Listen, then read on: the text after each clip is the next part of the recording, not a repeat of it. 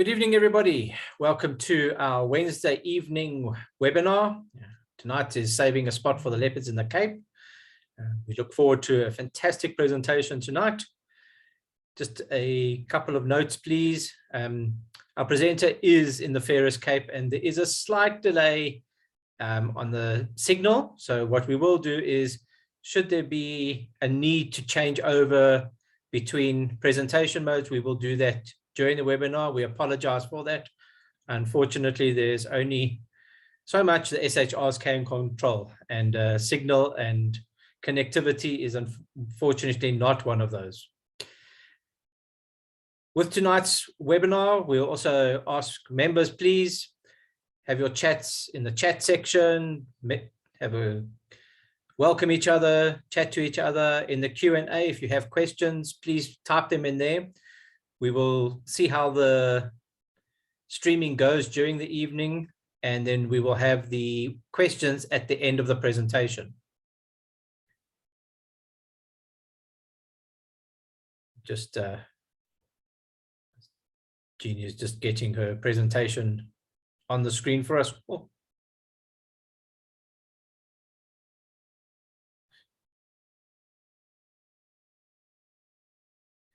Right, so tonight we're looking at the Cape Leopard Trust. It was established in 2004. It's an environmental NGO based in the Western Cape.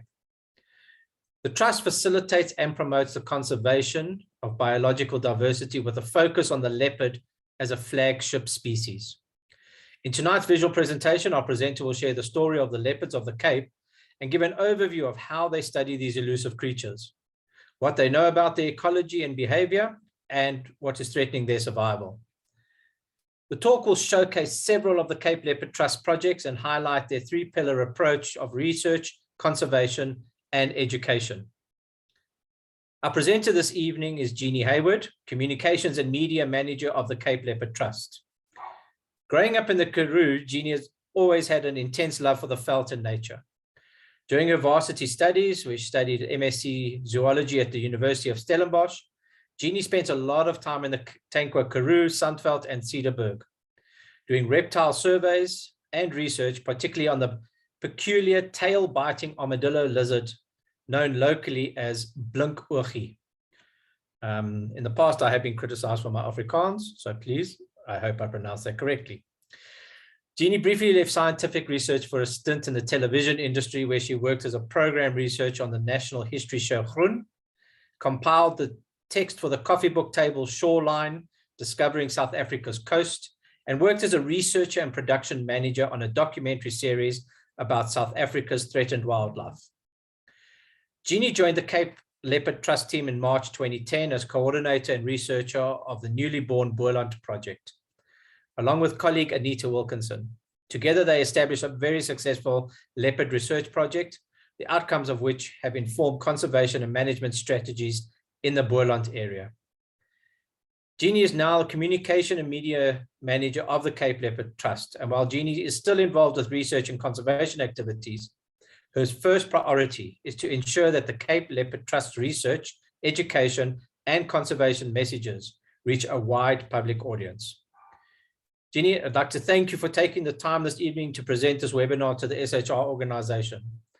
I'm sure I speak on behalf of everybody and all of our members in saying thank you for your conservation efforts, which we all have the same passion for. And we look forward to a fantastic presentation. Thank you for the time, and I'd like to hand over to Jeannie.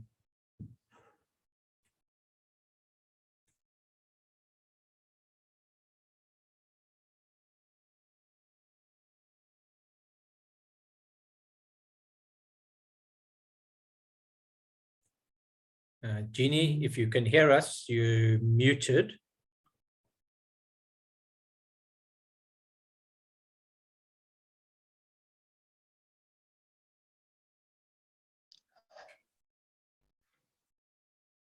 Can you hear me now? Now we can hear you. Perfect. Thank you. Okay. Sorry, I forgot about that little step. All right, so good evening, everyone. Thanks very much for having me. I hope you'll enjoy my talk. Please keep your fingers crossed that the Zoom gremlins will allow this presentation to run smoothly. and without freezing me, I do apologize in advance if that happens. There will also be a slight delay on the slide transitions, so please bear with me. I really do hope this goes well. So I'd like to start by zooming out a bit and taking a look at Panthera pardus in general. The leopard is an extremely versatile and adaptable species, occurring in a wide variety of different natural habitats, from forest to savanna and deserts to mountains, in some cases even thriving near to and in cities like Mumbai in India. However, leopards have lost about 3/4 of their historical habitat worldwide, with only a fraction of habitat remaining to all species. In 2016, the leopard was also uplisted from near threatened to vulnerable by the IUCN Red List. In Southern Africa, the situation is now different, with leopards currently only having a fragmented patchy distribution. For reference, I will be today discussing the Western Cape, which is of course that area shaded in blue on the map, which I do hope you can see by this time. Okay, so before European settlement of the Cape Peninsula and the surrounding lowlands were inhabited by hyena, Cape buffalo, hippopotami, Cape lion, and elephant. All of these have since been extirpated from the region, and the leopard is the only one that has managed to survive, and it now fulfills the role of apex or top predator in this West Cape ecosystem. But why is it important to study and understand leopard ecology, and what makes them so special? Why do we have a whole trust dedicated to them? So firstly, large carnivores, of course, plays a very important role in maintaining the functioning and diversity of ecosystems by their top-down regulatory role. And of course, once you conserve the leopard as an umbrella species, because you're also conserving their habitat and their prey species, this has a much wider application. In the Western Cape, which is classified as a potentially water scarce region, the leopard's mountain habitat also serves as crucial water catchment for agricultural and urban use. So you can see how conserving leopards here leads to broader habitat conservation and not only a species-only approach. So in essence, the leopards in the Cape is an iconic ambassador species for biodiversity conservation and environmental education. So as Jeannie has mentioned, the Cape Leopard Trust was established in 2004 in the heart of the Cedarburg Wilderness, and we've since grown into a fully fledged organization with initiatives across the Western Cape. We are a non-governmental non-profit, and we consist of a small team of permanent staff and students with support from various other groups of people. Our purpose and vision is to ensure the continued survival of leopards by protecting their habitat and prey, promoting coexistence with people, and really just getting people excited and precious about the Cape's biodiversity. And we aim to do this through the three pillars of research, conservation, and education. And during the course of this presentation, you will learn more about our initiatives for each of these. So leopards in the Cape Mountains are exceedingly elusive, super shy of people. I've been with the CLT now for 12 years, and I've only had one single incidental sighting right at the beginning, never again. I've hiked thousands of kilometers, driven many thousands through these mountainous areas, and they've never seen one in the Boland. So in order to effectively manage and conserve leopards, we need to know how many there are, where they are, what they do, what they eat, what habitat they need. But how do you study an animal that you never see? And hopefully by now, I suppose many of you have seen the leopard in this image and can see the black circle surrounding it, just showing you how well this disguises itself in the mountain habitat. So the first thing we do is we study the field sign that they leave behind. In the Western Cape, this is the largest cat track that you will find. We look for a size of about 6 to 8 centimeters from the back of the back pad to the front of the toe pad. Of course, there's a lot of confusion often between leopard tracks and dog tracks. We often get sent images of dog tracks. And as I suppose most of our listeners tonight will know that dogs cannot retract their claws as cats can. And so the claws is visible at the front of the toe pads, as you can see in the bottom right image. And the other very big characteristic of leopard tracks is the 3 indentations at the foot pad, the lobes at the back of the foot pad.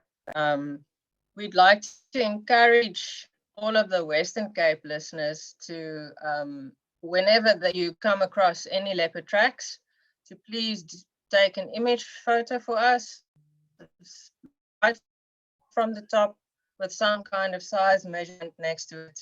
If you happen to have a ruler handy, that's great. Otherwise, anything else. And later on in the talk, I will tell you what we do with all of these labels. Then the second sign that we use. Jeannie, sorry to interrupt. Currently, we're seeing ecological importance of leopard slide. I think we're a few slides behind you. I think. Gosh, okay. Have you heard? We've heard everything. What yes. I'm saying? Yes, we can hear perfectly.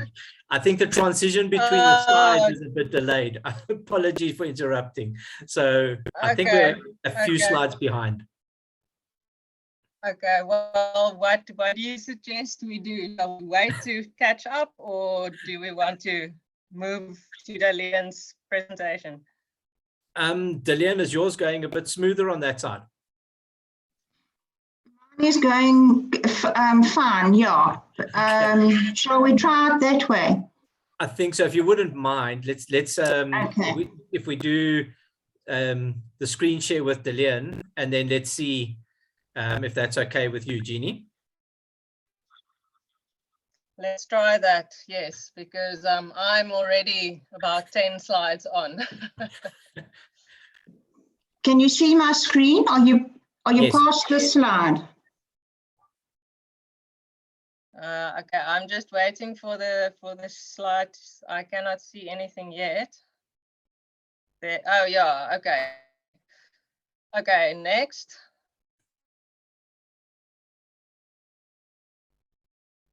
Yeah, we're quite a few slides ahead of that already. Oh, there's the black line, okay. Yeah, okay. And so the next one you'll see, okay, there we go. See that one now. Now you'll see the spoor. Yes, okay. So the next one is the dog and the cat. Yes. And there's the one mentioned about taking an image. There we go. Okay, so we're on this slide now. So okay. Yeah, just go one back, please. One back. Okay, yeah. This is fine. This is fine. Don't worry. I can just continue talking on this. So Dalian, that's fine. I'll say next, and then everyone must just bear with us with a little slide delay. All right, so here we are on the slide with showing the scats. So I don't know if I mentioned, but leopards use their scats as territorial markers. So that's why you can see the bottom left-hand image. They defecate on top of a grass tuft in the middle of a jeep track so that the smell can spread far and wide. But also the content of the scats can give us an indication of what they've been eating. Next slide. So you'll notice that there's what looks like hair and things in there. There's a lot of bone, there's a lot of hooves, a lot of fragments, and the turns white from lying in the sun after a while. Next slide.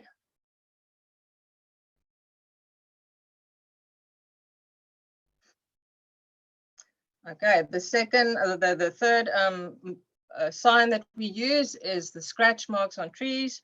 So like a house cat, leopards will also sharpen their claws on the bark of trees.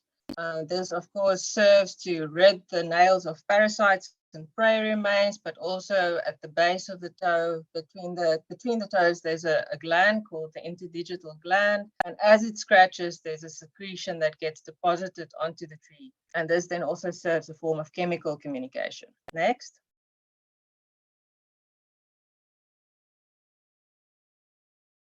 And then the fourth sign that we don't often get is the kill site or prey remains. The top, you can see what remains of a porcupine. The top right is a little grijsbok, and the bottom two images is of a klipspringer. So leopards really do devour their entire prey animal. Next. So we then use the presence of these field signs to inform us where to place our camera traps. We mostly place them on jeep tracks, hiking and mountain biking trails and farm roads to maximize our chances of picking up leopard movement. Next. So setting the cameras correctly is very important, and we approach this very scientifically, as you can see. They need to be a certain height from ground level and a certain distance from the path to obtain a good lateral flank shot of the leopard as it passes by. Next. Each leopard, of course, has a unique rosette pattern, and that's why we can use the photographs. By comparing these patterns, we can essentially count the individuals, but a leopard's right and left sides also differ. It's not a mirror image. So we need a simultaneous left and right flank image, which then serves as that cat's identikit, essentially. Next. So apart from leopard images, these cameras, of course, capture all kinds of other animals as well. And it's a wonderful tool to be able to show landowners the diversity of life on their properties. Next. So many people think the Cape Mountains are fairly devoid of life, especially if you drive through here or hiking. Apart from the baboons and the occasional klipspringer, one doesn't really see many animals. But the camera traps reveal a rich diversity of species here. So let's take a look at some of the mammal species that we've picked up over the years. Dalian, I think you can sort of advance through these as I talk. These are just some to show everyone.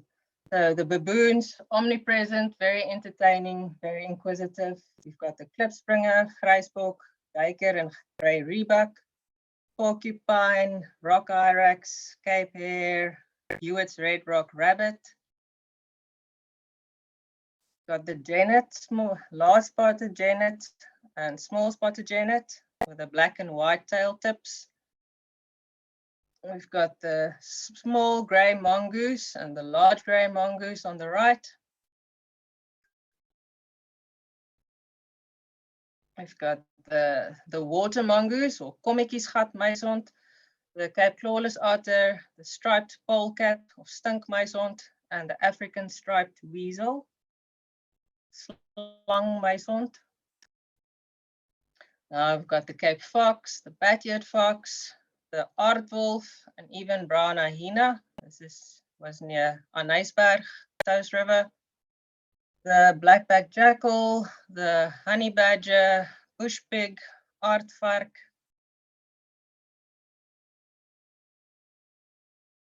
And here we've got an African wildcat with it seems like Cape Dune mole rat. We were all very excited with this image. And a caracal, beautiful caracal, stalking something in the valley just above Rawsonville. And of course, we sometimes get lucky, and you've hiked 14 kilometers up a mountain, and then this is the reward you get. So yeah, next slide, please. So apart from all these pretty pictures, the camera traps can reveal some valuable information about leopards in different ways. Next, please.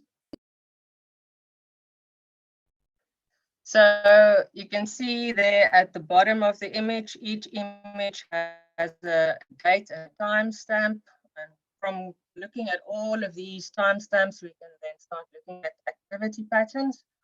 More than 80% of our camera trap photos of leopards are taken at night, so definitely nocturnal, but we do also get them quite fairly regularly during the day, 9 o'clock, 12 o'clock, 4 o'clock in the afternoon, which makes for really pretty photos. Next slide, please. So from the images, we can also determine the sex of the individual. So if you look at the base of the tail, there's the external testes, of course, but if you look at the neck, the head, shoulders, it's very muscular, very broad, thick set. And if you compare that to the next photo, this is a female, and you can immediately see the big difference there with a much smaller head, thinner neck, slighter build, and of course then the lack of testes. So after many years of doing this, we can start to get a feel of males and females on the camera traps, but we can only ever be completely sure when we can see the base of the tail. Next, please. And so, as I've mentioned, the scratch trees, whenever we find a nice scratch tree, that's also a good place to put these camera traps. You can see this individual really going at it, trying to really sharpen the claws and get them clean. Next slide, please. Here we've got some interesting chemical communication going on. So that's a male on the left, and he's spray urinating the tree. And a female on the right that was about 2 weeks later, and she was smelling that very same tree. So definitely some kind of messaging going on in this case. Next, please. Leopards, of course, are solitary animals. They do not walk together in family groups. Only time that you'll really see more than one individual is if it's a female with cubs, or in a case like this where the female is receptive for mating, and you can just make out in the background another leopard there, the male. He will stick around for a couple of days just to make sure that he is the leopard, or the sires the offspring. Sorry. Next slide, please. So this shows you how we use the rosette patterns to identify individuals. Everyone can just have a quick look on their screens and try and see if they can figure out which of these go together. Then you can maybe put the next one on. Ideal scenarios. This is exactly what we are looking for, these very nice lateral flank shot images. And then it becomes fairly easy to identify, but sometimes you sit with just a little piece of back leg or a piece of the shoulder, and then it becomes really tricky. We do use image recognition software as well, but observer eyes are simply the best, as they say. Next slide, please. All right, so from our large-scale camera trap surveys and the statistical models that we generate from all of these leopard images, we know that leopards in the fynbos biome exist at very low densities, much lower than in the savannah. You can see some of the densities quoted there on the screen. Next slide, please. We've also learned that leopards in the Western Cape are on average about half mass compared to leopards in the savannah.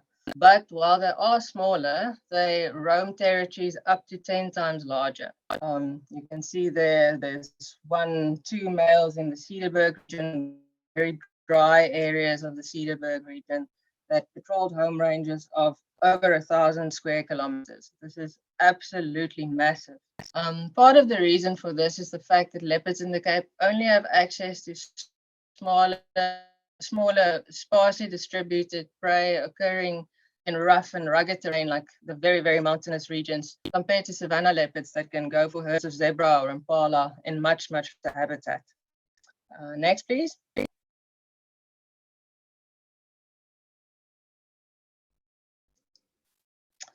Right, so do these differences now mean that leopard in the Cape is a different subspecies?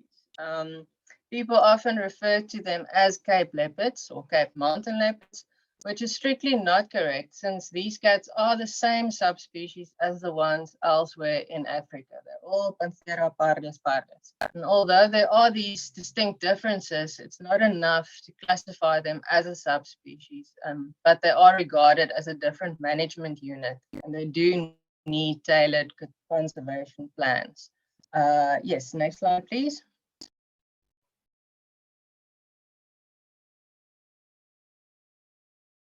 So another important aspect to study is leopard diet. Leopards are very opportunistic hunters and will take whatever they can find. This unfortunate mouse was obviously just a little hors d'oeuvre. Next, please. Although we sometimes pick up leopards with prey on the cameras, as you can see here, this has very limited use because we don't find enough photos like these to really study diet. So we do need to use other methods. Next. The main method is scat analysis. So where we collect a piece of leopard scat or dropping to analyze in the lab. So because these leopard scats have a territorial marking purpose, we don't collect the whole of the scat, we only take half of it. Next. And then in the lab, we separate all of the large fragments like bones and hooves and foot pads from the hair. And then we inspect these hairs under a microscope. I oversimplify a little bit now, but the scale patterns on each of the mammal species hair is different. And so using a reference collection, you can tell what species it ate. So our scat analysis combined with some other methods have shown that leopards will take whatever is most abundant in the area. And this differs between regions. Yeah, no, it's fine, Dalian, you can go to the next one. So yeah, there you can see how it differs. They will take whatever is most abundant.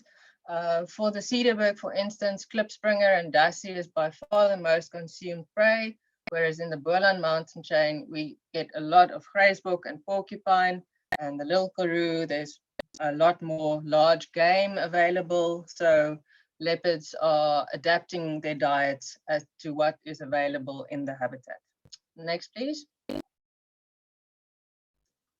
So moving on to the conservation side of things, leopards in the Cape Mountains do face a number of different threats. As with all other wildlife, habitat loss and fragmentation represent a major threat. Direct conflict with livestock farmers is another. Vehicle collisions, too frequent veld fires, and rodenticides all play a role. But I'm going to zoom in a little bit on the threat of wire snares, as this is something that not many people realize is actually happening in the Western Cape. Next, please. So in the Western Cape, we have a situation where a lot of the mountainous regions are surrounded by fertile valleys and foothills that is completely dominated by human activities. And it is along this urban wildlands interface where most of the conflict actually happens. Next, please. So a particular threat that we have become aware of and started studying in recent years is illegal hunting with wire snares. Snares is usually associated with bushveld and forest and savanna, and not so much with fynbos. But we have found that this is a prevalent issue in large parts of our study areas. Helene, you can stay on that slide, please. Snares are cheap, easy to construct, often not checked. So many caught animals are simply left to rot, and this makes this a particularly destructive and wasteful hunting method. Next, please. While leopards are generally not targeted, inevitably they may also be caught. And while we're not aware of many such cases, no one knows how many goes unreported for fear of prosecution, because this is illegal. Next, please. So in order to gather more robust scientific data to corroborate these anecdotal reports, we launched a questionnaire survey to investigate the prevalence and drivers behind snare hunting. Next, one of the many interesting and very worrying findings was that animals the animals most often caught in the snares are the very same ones that contribute the greatest percentage biomass to diet. So this, of course, shows us that snaring has a direct negative influence on the leopard prey base, which is a very, very worrying thing. Next, please. So following on from the questionnaire study, we launched the Snare Patrol project with a dedicated field officer to the properties, look for snares and gather scientific data about their placement and the materials used. Next.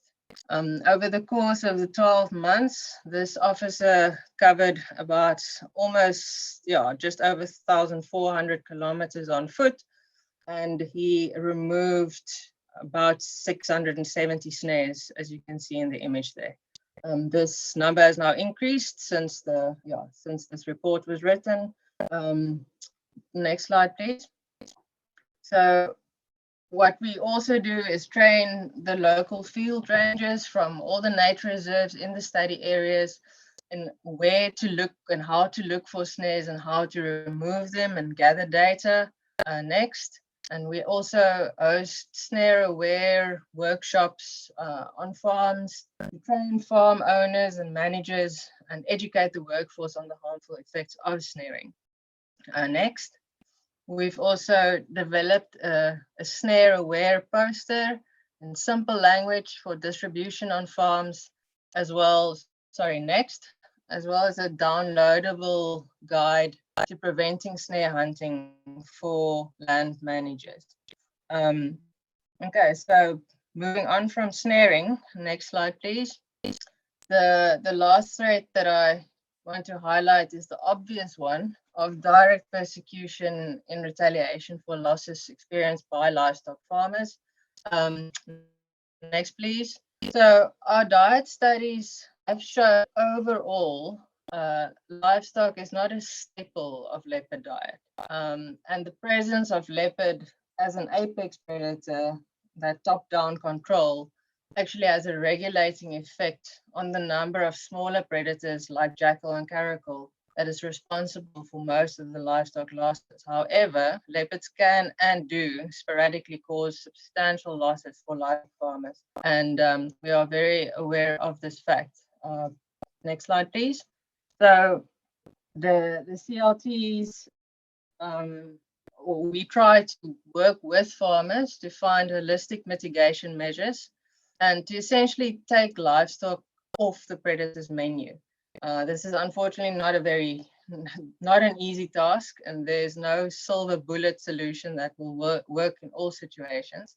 A number of options are available, as you can see on the screen there, and it's all about building relationships with landowners and trying to change mindsets over the long run.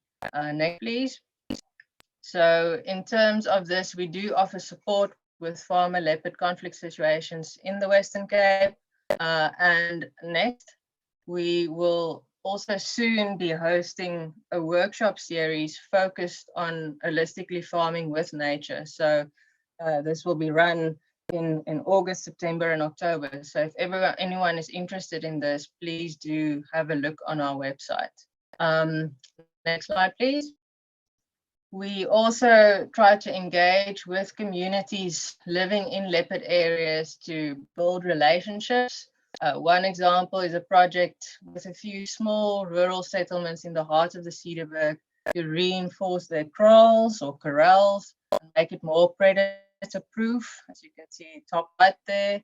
Then we also run a program with 6 dedicated community individuals from small communities in the Cederberg that we train to be what we call verification officers, and they assess livestock predation sites and promote humane deterrence, and just within their communities try to raise an awareness of predator behavior. So next slide. Okay, so environmental education. We are very fortunate to have a very ambitious and dynamic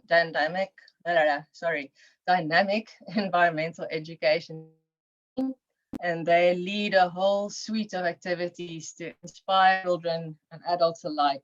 These include wilderness camps, for immersive nature experiences. We do eco clubs with repeat contact sessions. So the same group of learners get a lot of exposure. We do day outings, presentations, holiday programs, online lessons, and much, much more. Next slide, please. During the extended lockdowns, our education team was particularly hard hit because they couldn't interact with learners at all. So they used this time very productively to develop a book called Footprints in the Fynbos, which features a conservation-inspired story, some easily digestible facts, and also a lot of activity pages. And the great thing is that for every book we sell, we can gift one to an underserved child. And so far, we have handed out more than 3,000 books in these 3 languages across the Western Cape. Next slide, please. So the book project did not end there, though. In collaboration with partners, we also developed a number of inclusive resources, including a South African Sign Language version, a Braille version, audiobooks, and even a special song complete with animated music video. So I really encourage you to go and have a listen on YouTube. Once it's in your head, you'll never get it out again. Next slide, please. So to end off, I'd like to highlight a number of ways in which you can help our work. So of course, just spreading the word, following the Cape Leopard Trust on our website, our Facebook, or all our social pages, spreading awareness and the need to protect leopard habitat and prey to ensure that they remain for future generations. If you do live or travel through mountainous areas, to just keep a very close eye and a sort of mindful for not only leopards, but all other little creatures crossing roads at night. And then next slide, please. I'm not going to go into these in too much detail, but basically, if you do spend time in nature, please do keep an eye, be on the lookout for illegal wire snares. Cut and disarm them. We really need more eyes and ears on the ground to help with snare detection and removal. And then next slide, please. This also ties in, we are calling for citizen scientists to contribute to our Western Cape leopard database and upload any leopard data, leopard-related data for the Western Cape. So we accept anything from 2010 onwards, and we're particularly interested in records from outside the protected areas. So please go to app.capeleopard.org.za. Very easy steps to follow to create an account. And then we just need a photo and a date to validate the submissions. If you have a lot of data points, I'm hoping there may be people in the audience who have lots of data. Please do get in touch with us. Then you can submit via email rather than singly on this web database. Next slide, please. So as mentioned in the beginning, we are an NGO. We're fully reliant on private, corporate, and academic funding to do our work. So any donation, no matter how big or small, is always welcome. It's very easy to do either via EFT or Give and Gain. I can always share that link if anyone is interested.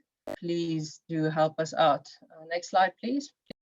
So one very easy way to help raise funds is via the My School, My Village, My Planet initiative. You simply sign up for a card online or via the app. You choose us as a beneficiary, and then you start typing, and a donation of what you spend gets donated to us and doesn't cost you a thing. So we really do encourage people to take part in this initiative. Next slide, please. We also have an online shop where you can buy a variety of different CLT merchandise to help us raise awareness. So please go have a look and support us in this way if you can. You can see the books there and a number of other goodies that you will find in our online shop. Next slide, please. So if you are interested in the camera survey research, please go have a look on our CLT YouTube channel. We have 2 short videos around 4.5 minutes each. The one was actually launched yesterday. That beautifully explains the whole process, and just subscribe while you're there. And next slide, we also have an active YouTube channel for our environmental education, where we have virtual hikes,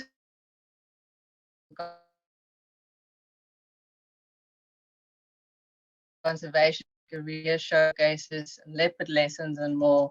Please subscribe as well.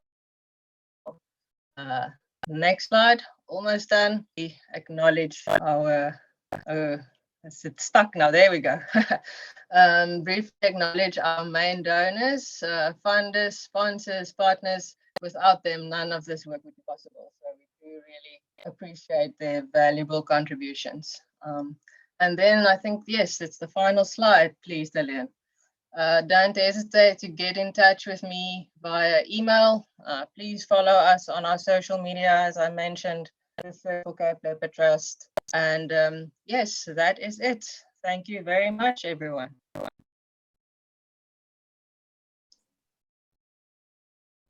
Wow, that is a.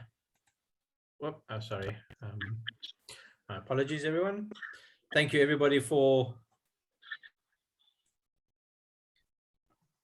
the presentation and dealing with us with the communication side. So, Dillian, thank you very much for stepping in and moving the slides forward. Greatly appreciated. Jeannie, that's an amazing presentation. The work that you guys are doing and the information that's coming out of it is phenomenal. So thank you very much. I don't know if you want to try put your camera on now that we've stopped sharing. We do have some questions, so I will go through those and then. I think I'm going to keep my camera off just in case. No problem. Or would you like me to?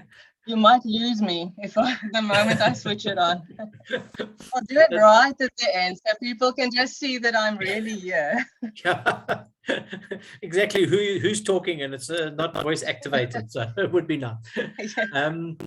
We've got quite a few questions here, so I'm going to go through each one of them. From Andre Geldenes. As much as I love leopards, I also love chakmas. Someone once anecdotally told me that leopards should be introduced to naturally control the chakma numbers on Table Mountain National Park range. Could this be done? Would this not be a more humane way of controlling their numbers, also giving home to where chakmas once roamed before? Okay, so reintroducing leopards to Table Mountain National Park is not feasible. It is much too small and much too isolated to sustain any kind of population. So it will need to be managed so intensively. And also, can you imagine if you already have problems with caracal, rooikat on the fringes of Table Mountain and Constantia, what the case will be when there's leopards, in terms of just the human population as well as very pets and etc. So that's definitely I think on that one slide it did show that baboons do not form a major part of leopard diet, although it would appear that the presence of leopards do assist in group cohesion for baboons. So they the groups stay together better, because once any stray individuals or ones that's not part of the troop will get by leopards, although they definitely won't attack a whole troop of baboons. So I hope that answers the question. If anyone has more questions on that, if I do break up anywhere, people are really welcome to just send me an email and I will attend to the questions. Perfect. No, thanks. You're coming through very clear at the moment. Another question from Andre, also relating to my previous question. I believe that the last leopard seen in Hout Bay was in 1913. Is this true? That is a very good question and $1 million question. It is not a corroborated sighting, as far as I know. From what we know, and most of the documentation states that the last leopard was seen or in the peninsula in the late 1800s. So about that 1930 sighting, I do not have an absolute answer, but it seems fairly unlikely. Thank you. Question from Marty Jasper. Thanks for the very interesting presentation. I've noticed and witnessed leopards rolling in other species' feces. Please, can you elaborate on this behavior? Is there a preferred species dung that they like to roll in? And what exactly scientifically are they doing this? And is it actually effective to mask their cat smell to their prey, which is what I've been told they're doing? Is this true? Oh, wow. That is a very good question. And I am not going to venture a guess here. Unfortunately, this is beyond my knowledge. I do not know. We certainly have never seen anything. Well, we don't ever see leopards, so we don't know what they do. But we've never, seen them roll in anything on the camera traps, except, scent mark and that. So I am not, I don't know. If anyone else knows, they're very welcome to take over the mic, but I cannot give an answer on that. No, thanks, Jeannie. We'll forward that via email to you for future. I'd like to find out. So yes, I also broaden my knowledge. Yes. Thanks. No, definitely we'll send it forward on to you. Question from Andre. I once saw a picture of a caracal hanging up as a leopard would hang an impala in a tree. Would it have eaten the caracal, or was this just to show dominance? They do eat caracal. So we have in our scat analyses, we have found evidence of caracal in the scat. So obviously it's not a main dietary component, but when they do find them, and they will certainly kill them, and I suppose if they're really hungry at that point, nothing stops them from eating them. Thanks. Andre, going to be definitely roping you into doing work with the Cape Leopard Trust here. Did the leopard who took out the penguins at Stony Point ever return there, or do we know anything more about that encounter? Okay, if it's the one kind of like around, I think it was around 2016, 17-ish that he's referring to, possibly. That case was a fairly young male, young individual. We did pick him up on a number of camera traps in the surrounding areas for a short while after the penguin incident, and then no longer. So what happened to him, we cannot really say. He was sort of roaming in a territory of another strong dominant male with a huge territory. So yeah, he may have been removed by the resident male, or maybe he moved off to a different area. Great. From Sue Freeman, I was surprised to see that donkeys are used to guard. Yes, yeah, surprising as it may seem, they are used to quite good effect. And obviously not every farm and not every situation lends itself to using donkeys. But yes, donkeys, alpacas, some people even have mentioned ostriches. It's animals that are on high alert. They're alpacas are quite inquisitive. They're high on their legs, and they will somewhat approach a leopard instead of having a big skrik and running away. So it's all those, but again, it's different methods used in combination that usually has the best results. Okay. From Andre, are leopards still killed for their skins for traditional use? So yes, interestingly, that's something that I did not include. Part of the questionnaire survey that I mentioned, that we did the questionnaires on the snaring, part of that was also going into the informal settlements and trying to get a feel for whether there is a trade in leopard skins and parts in our area. And it's the first evidence to say that yes, there is. Traditionally also, this is seems to be more of a northern problem, but it does seem that it is also occurring in the Western Cape as well. So there was evidence for the use of leopard parts, not so much, I think, if I remember correctly, the skins, but definitely parts for medicinal muti properties. So yeah, that is definitely also a threat. Maybe not as major, but it could very well become a major threat as well. Great. Question, this one I can answer from Andre. He wants to know where he can upgrade his t-shirt that's now getting old and worn. I think that was one of the last slides that Jeannie put up, where all the merchandise is available online, if I'm not mistaken, Jeannie? Yes, that is correct. We do the shirts and everything else is available on the online shop. Again, if anyone has any problems with that or just wants to know exactly where to find it, they're welcome to send me an email. Perfect. From Beverly, do you do any work in sand parks in the Western Cape? So we have most recently, we have completed a very big camera survey in the Overberg, which included the Agulhas National Park. So I guess the short answer is yes. We have worked there. Obviously, Table Mountain National Park, not so much because there's no leopards there.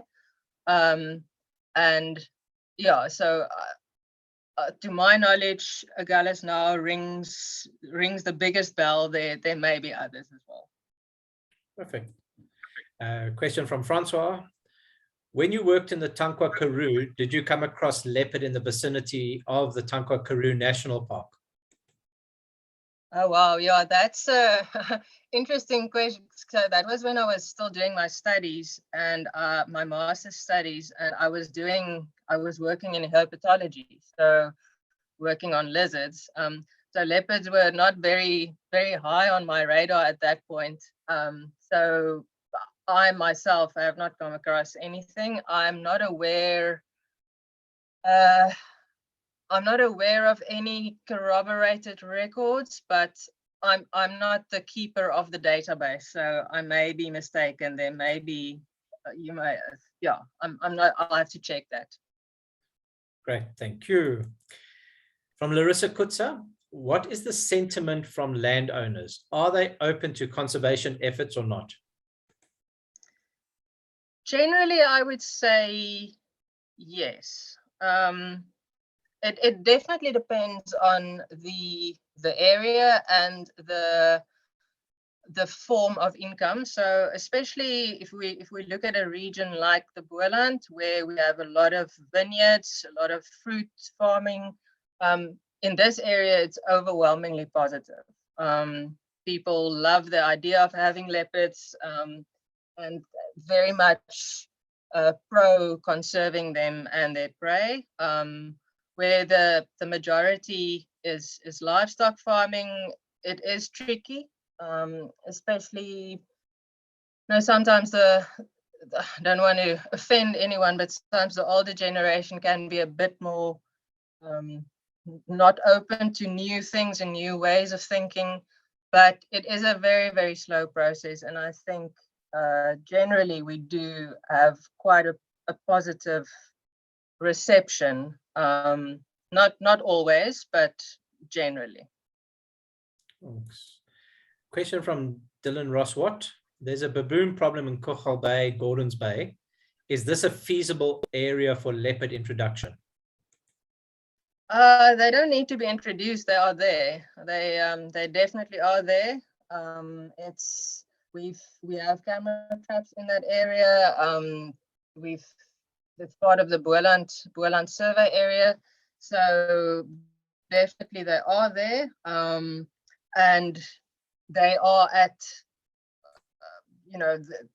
we can't bring more in. You can't bring more leopards in. They are maintaining their population as is feasible and possible with the carrying capacity of the habitat. So yeah, that is the short answer. Great. A question from Paul Barnard. Do Cape leopards ever drag prey into a tree, as is the case with their northern family members? So we've never really come across prey cache in trees. We mostly also because there's not a lot of big trees in the fynbos biome. I mean, you get your odd big varboom and that, but they're not. No, it's not everywhere you look. So we have found a few instances where leopards dragged prey into caves, especially in the Cederberg area. But if you think about it, they don't really need to drag prey high up into anything because there's nothing else bigger than them that can chase them off a prey. So definitely their prey will be scavenged by smaller scavengers, but they can easily chase them away. So in the Western Cape, they definitely are at the top of the chain. So they pretty much do as they like. Okay, perfect. From Danny Sawyer, will leopards roam close to built-up areas as seen sometime last year close to Reebok on the railway track? It was also reported in the Mossel Bay newspaper. Yes. Short answer is yes. Reebok is still very, very low population density. If you think of the Boland area that I keep mentioning, say, above towns like Stellenbosch and Villiersdorp and Kleinmond and Betty's Bay, leopards do come in fairly close proximity to those towns and what we regard as built-up areas. But when they do so in the dead of night, when all of us are happily asleep, so we're generally unaware of their movements. But we don't yet have a case as in that image that I showed right at the beginning of the leopard in Mumbai, where you have leopards literally walking the streets with right next to a motorcycle. That has not happened yet. So I hope that answers the question. Thank you. From Dylan Rosswatt, do Cape leopards tend to prefer mountainous terrain versus open or flatter terrain? That is a hard question because it talks to preference, and that's very difficult to study. But what is the case currently mostly is that all the lower lying flatter areas, much of it is developed or has a lot of human activity of some sorts, whereas the mountainous areas is still fairly wild and pristine. And because these leopards are so shy and elusive and really mysterious, they tend to be thought of more as a mountain going species, although they're certainly not limited only to mountains. Perfect. And the last question we have, it's definitely going to test us. Yeah, from Karobo Masekwa. What do you think could be the results in different food chains or food webs on parks and places where leopards are the primary predators if it happens they go extinct? Oh, golly. Just to end off the evening on a high. Okay, well, if what we're saying holds true, then that would most likely result in a collapse of the system. If the leopard really is exerting this top-down regulatory effect, and that is what the system relies on, then it definitely won't be good. But also, if you think of it, if you lose the leopard, it is also an indication of a greater ecosystem problem. And so many other things will probably, it will definitely have a knock-on effect. So hopefully that never happens, and hopefully we never find the real world answer here in the Cape anyways. I know it has happened elsewhere, but yeah, I hope that answers. Fantastic. Thank you very much. And Jeannie, I'd just like to make a few comments that there's plenty comments in the chat section of fantastic presentation. Thanking you for the time tonight, enthusiasm and professional presentation.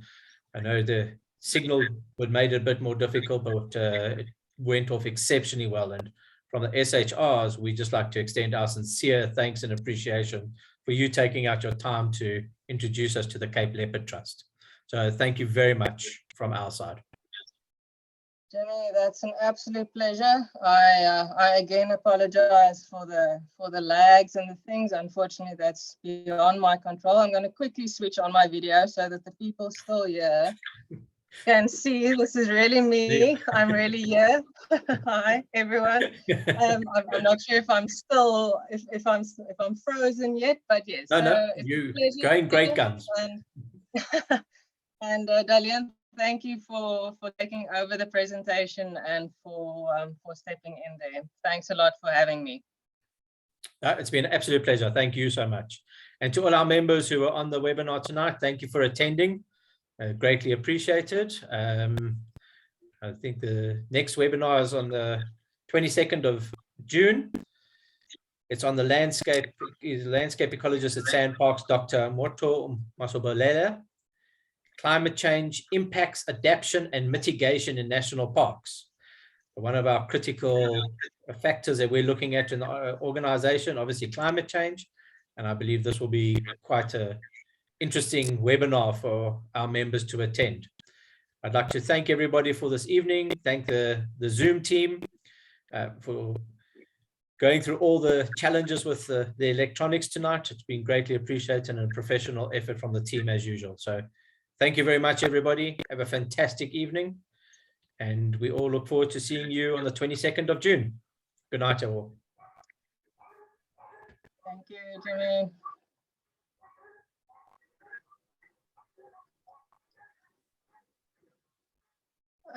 Jimmy, if I can quickly ask you a question while I've still got you on the line.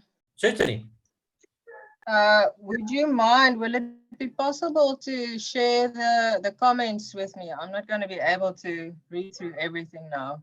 With pleasure. What I will do is I will get a printout of the questions as well as all the comments in the chat, and then we'll forward those through to you.